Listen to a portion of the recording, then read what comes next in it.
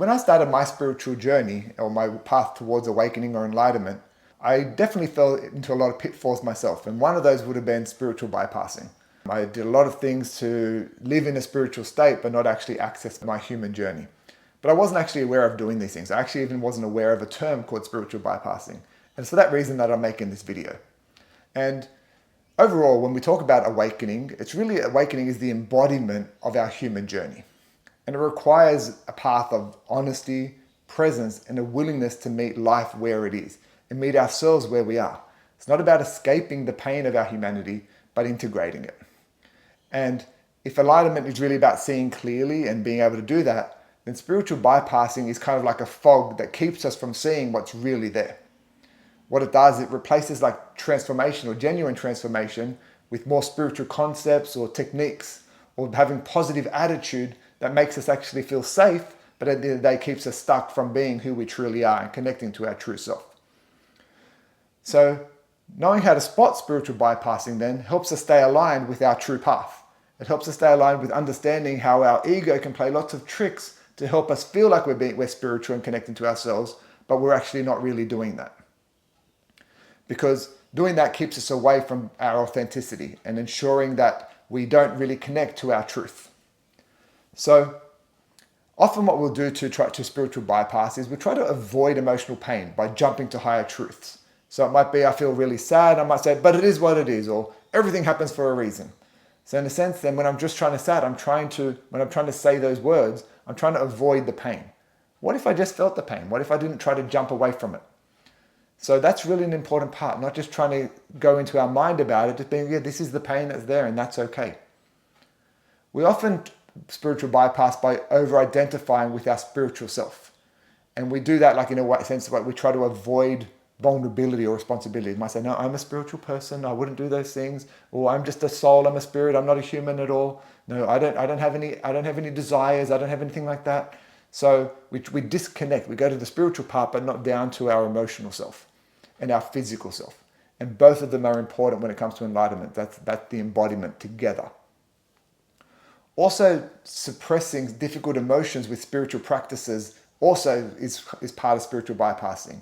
So if I try to meditate my way out of pain, if I just try to chase peace through meditation, or if I try to go to retreats to avoid being able to talk to people or to avoid having conversations that might feel difficult, that's also going to be spiritual bypassing. It's not going to serve us to holistically be who we are.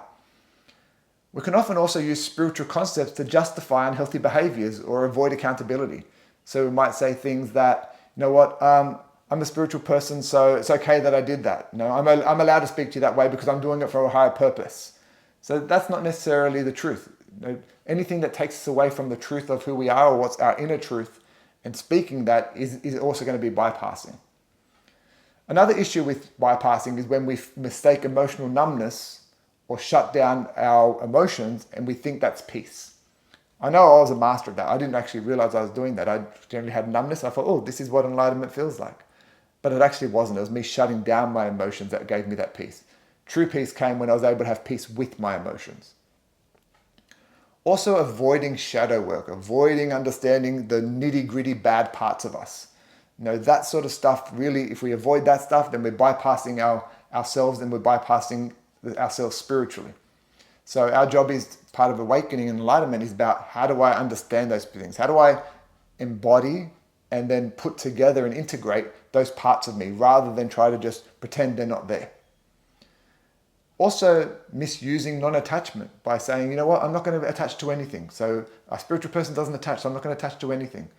But just because we don't have attachments from our spiritual self doesn't mean as humans attachments can't serve us.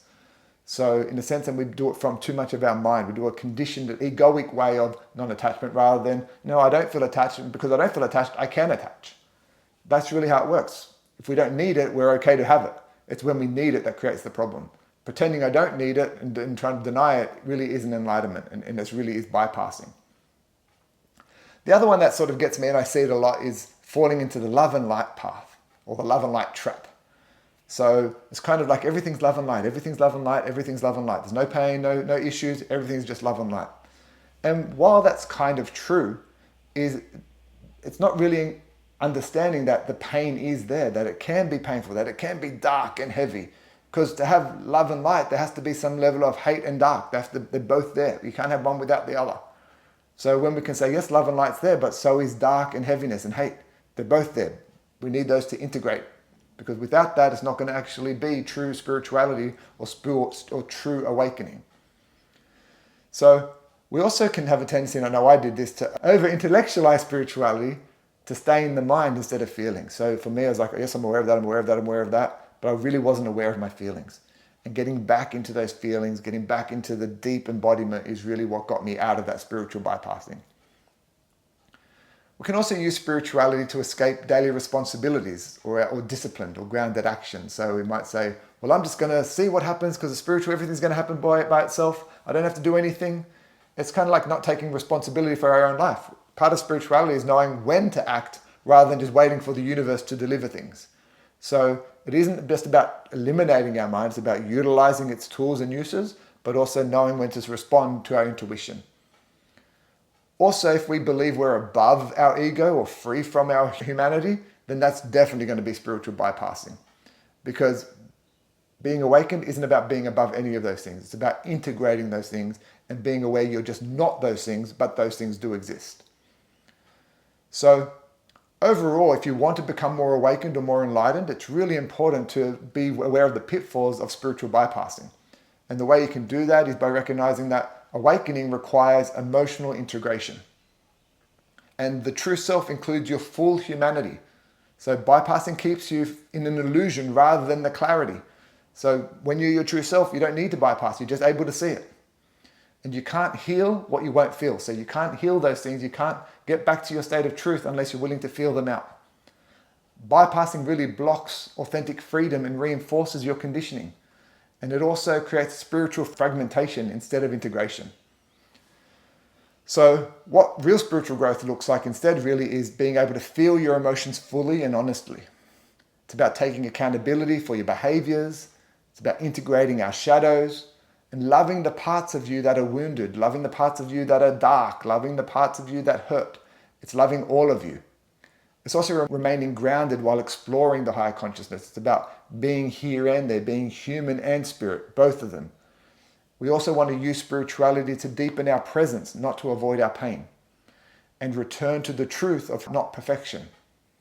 Enlightenment, again, is not about escaping humanity. It's about embracing humanity. It's about integrating our human and spirit side together. And really, the more we do that, the more we escape the pitfall of spiritual bypassing and lead more to our true selves.